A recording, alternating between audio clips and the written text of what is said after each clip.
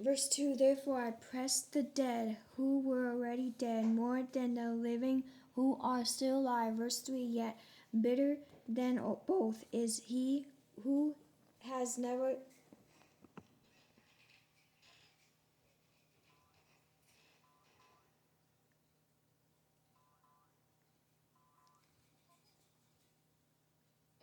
existed, who has not seen the evil work that is done under the sun.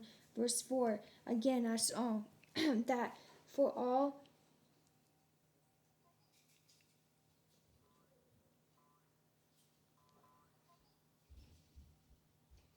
toil and every skillful work of man in envied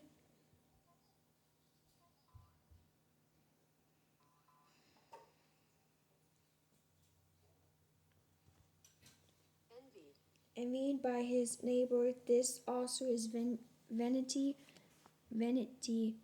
and grasping for the wind. Verse 5, the fool folds his hands and consumes his own flesh.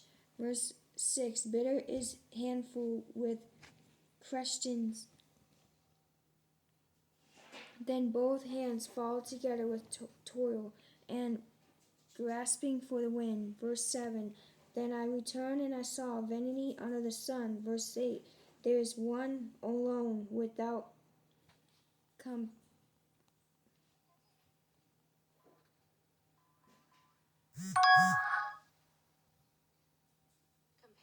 companion. He has neither son nor brother, yet there is no end to all his labors, nor his is his eye satisfied with riches, but he never asks, for whom do I toil and do deprove myself of good? This also is vanity and a great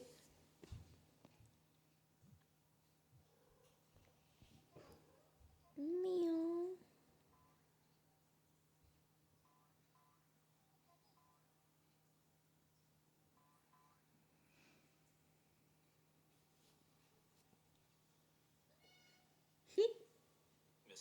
Misfortune. Verse 9. Two are better than one because they have a good reward for their labor. Verse 10. For if they fall, one will lift up his companion. But woe to him who is alone when he falls, for he has no one to help him up. Verse 11, again, if two lie down together, they will keep warm, but how can one be warm alone? Verse 12, do one may be overpowered by another, two can withstand him, and a threefold cord is not quickly broken. Verse 13, bitter is poor, and wise youth, than an old and flourishy king who will be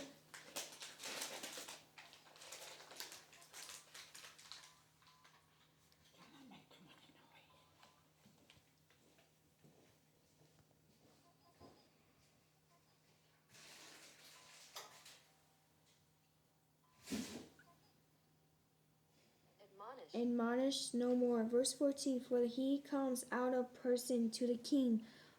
All through he was born poor in his kingdom. Verse 15, I saw all the living who walked under the sun. They were with the second youth who stands in his place.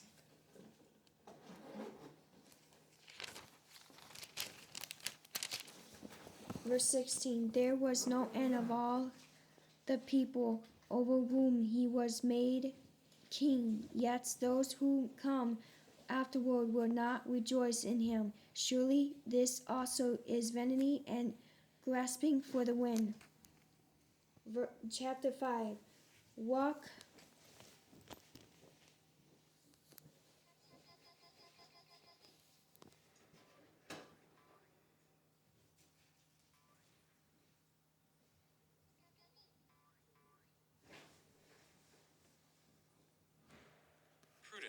prudently when you go to the house of God, and draw near to hear, rather than give the sacrifice of fools, for they do not know that they do evil. Verse 2. Do not be rash with your mouth, and let your heart utter anything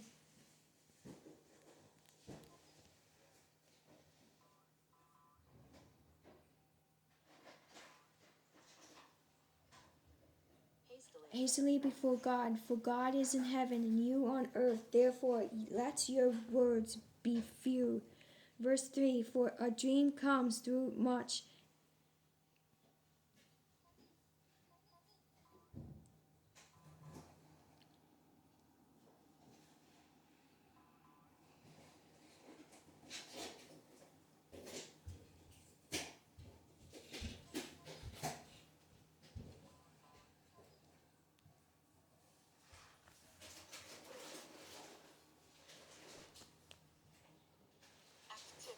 activity, and a fool's voice is known by his many words. Verse 4. When you make a vow to God, do not delay to pay it, for he has no pleasure in fools. Pay what you have viewed. Verse 5. Better not to view than to view and not pay. Verse 6. Do not let your mouth cause your flesh to sin, for nor say before the messenger of God that is was in error. Why should God be angry at your excuse and destroy the work of your hands? Verse 7. For in the multitude of dreams and many words there is also vanity, but fear God.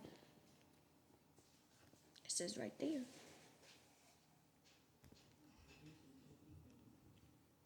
So repent. Verse 8. Wow. If you see the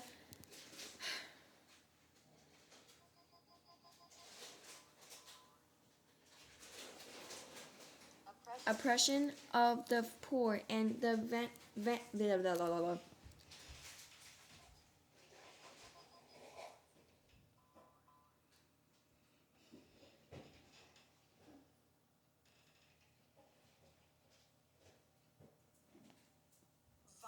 violent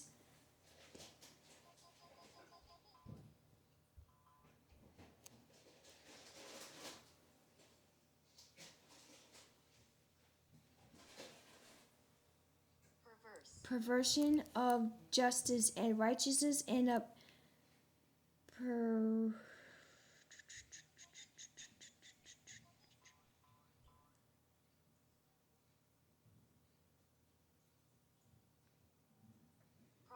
provinces do not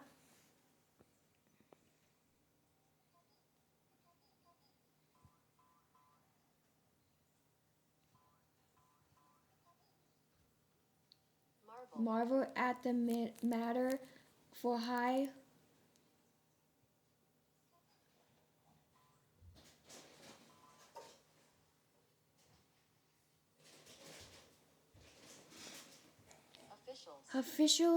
official watches over high official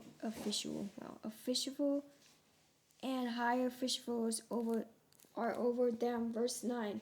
Moreover, the profit of the land is for all, even the king is served from the field. Verse 10. He who loves silver will not be satisfied with silver, nor he who loves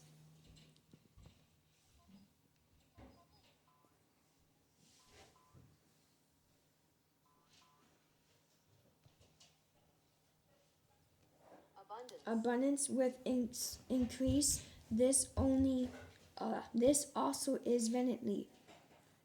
Tongue twisting. Verse 11. When goods increase, they increase who eat them. So what profit have the owners except to see them with their eyes? Verse 12.